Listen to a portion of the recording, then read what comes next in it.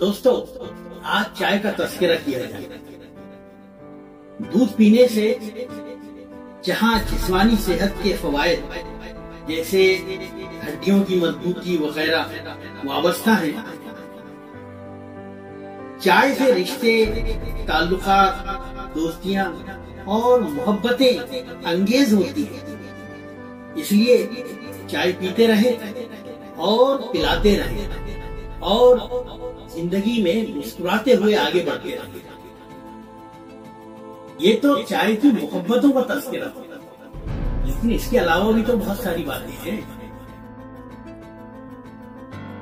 दोस्तों, अगर किसी की तबीयत में ही बेज़मीरी, सरिश्त में ही बेवफाई और खून में ही निफाक दौड़ता हो तो आप उसे कुछ भी पिलाएं, सोने और शहद से मालामाल कर दें, सांप की फितरत नहीं बदलेगी। चाय का हकीकी लुत्फ जिंदा दिल, असील, फयाज और बावफा सोहबतों या फिर खुद की तन्हाई के साथ मशरूत है। मुनाफिक और सांप जैसी सोहबतों के साथ शहद की तासीर भी कड़वी हो जाती है।